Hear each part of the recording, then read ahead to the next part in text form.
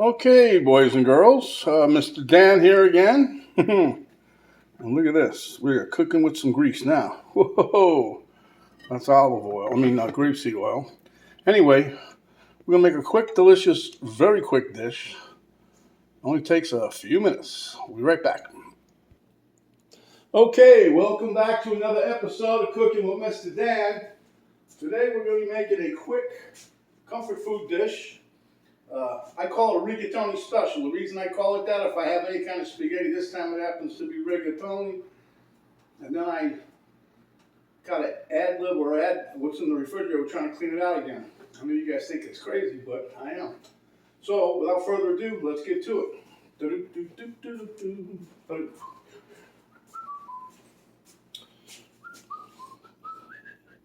Okay, so there's my cooking oil. Here I have my onions and my leeks. I have some celery here. I didn't have any carrots. Back here in the background, this is the starter show. I had this in the freezer. That's all that's left of the rigatoni. I par-cooked those before, and I was mooching off them, and that's what we had left, so I put it in the freezer so it didn't go to waste. There's some pesto, heavy cream. I got some zucchini. I have two more, but they're starting to get a little mushy, so... but those are real small. Put a little salt on, trying to draw some of the moisture out. Here's some chicken I poached off with some Cajun seasoning. This here is some grated Swiss cheese. There's some cherry tomatoes I had in the refrigerator. And here are some of my bell peppers that I had in the freezer. So let's get to it. Okay, just like usual, first going in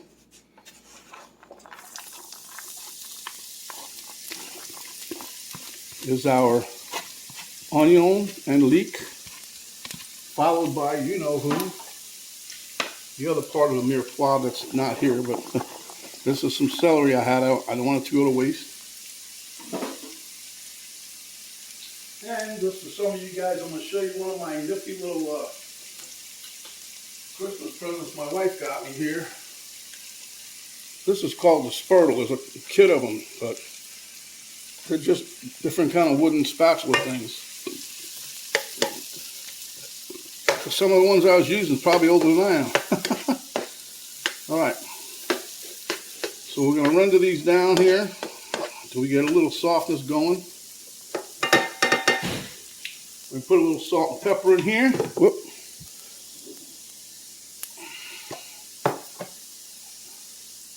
And we'll sweat these down a little bit. Okay, now we're going to add in some of our bell pepper. Let those run down a while.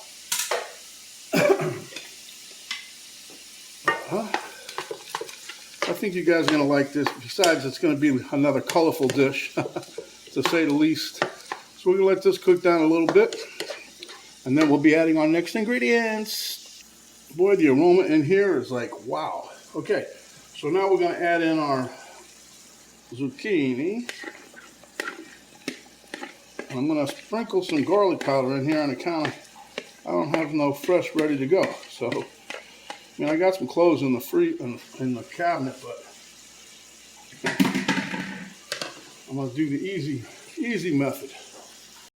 Okay, next up for the bat is some of our cherry tomatoes. Now I did poke a hole in each one of these. Many years ago, I was cooking them one time and had a bunch of them just explode like when I was cooking. I didn't put no hole in them, but don't ask me how that happened, really. All right, let me get some of that garlic powder, like I said, before I forget.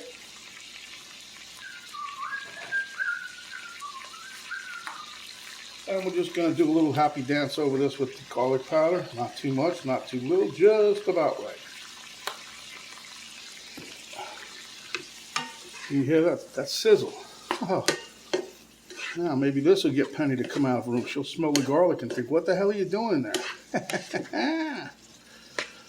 I took about half of what I had. Other interesting point.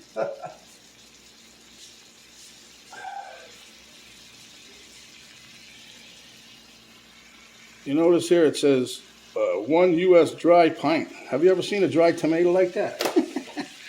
They're like 99% moisture. I just found that kind of funny. All right, and that's now you got the aroma of the garlic coming through, the tomato. Okay. Okay, here goes a nice addition to the dish. 1 tablespoon, more or less, of pesto sauce. And this is the basil garlic pesto. I don't think it's got any nuts in it. Maybe it do, I don't know. But I love pesto. Everybody likes pesto, I think. I really haven't met anybody that didn't like it, but I have met people that have never had it. So they wouldn't know whether they liked it or not. Huh? Okay, let's mix this in. Now this is really hitting the spot here. You guys should have smell-o-vision. One day they might have that. I don't know. But right now, who knows? All right, we'll mix this. Let it marry up as it was. Not a wedding soup. Okay, next up, a little Pinot Grigio. If you don't want to put that, don't have to. You can put water. You can put vegetable stock. You don't have to put anything at all. But this does add just a nice flavor. We're going to cook that down for pretty much till the wine cooks out, or liquor, alcohol, whatever you want to call it. That will take us a few moments. Okay, basically, I think I cooked off just about all the liquid. There's a little bit left in there, so now we're going to add some heavy cream into here. Not much. That's probably a little more than a quarter. And we're going to stir that around.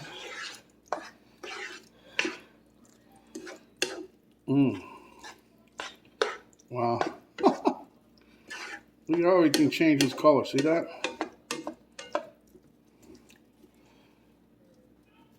Okay, now I'm going to toss in some of the cheese. And you can use any kind of melty cheese. You don't have to at all. If you don't want no cheese in it, don't put it in. Penny likes it a little cheesy. She married me, I'm cheesy. Oh boy. Never mind. All right, we're going to blend this together. I'll be right back. Okay, we're going to give us a little taste for quality control here. Wow. You guys don't know what you're missing today. Okay, so now I'm going to add in my chicken. And I think that's enough cheese in there. I'm trying to get all them nice flavor nuggets off the dish. Like I said, that's my Cajun seasoning. I don't know if I told you that, but that's what that little red stuff is. Give us a little taste of something good.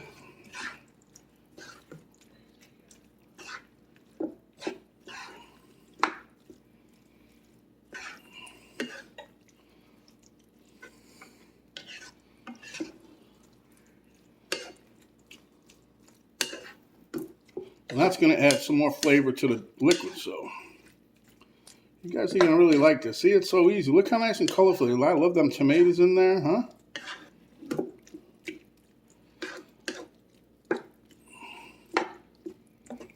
Wow.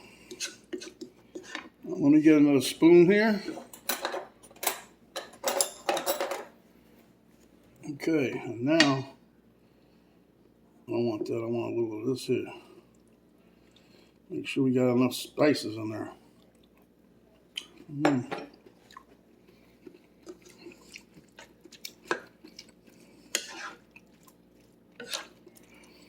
Now this will get a little more juicier. It's tasting good. Needs a little salt and pepper. But anyway, now we're going to put in our rigatoni, the star of the show.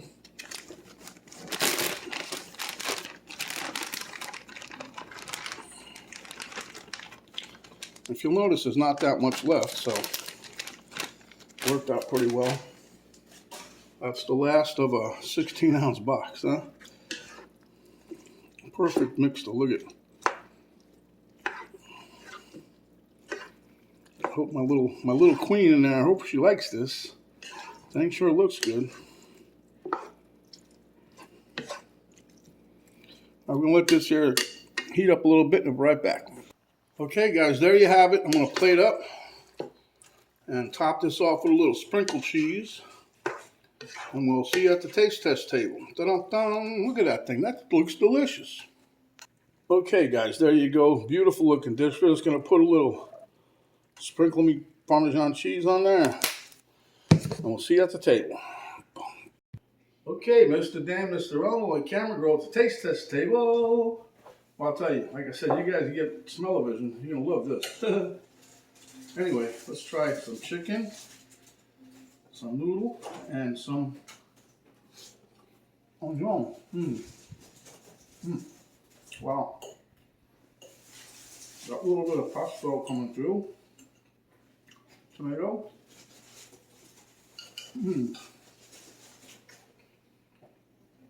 Oh yeah. Tomatoes give it a nice little twangy flavor. Outside of that, this is delicious.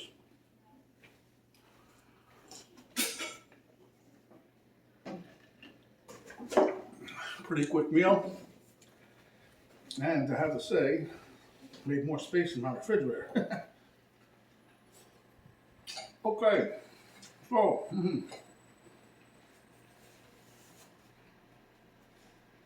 if you like the video, give us a thumbs up. Share with your friends, your family, whoever.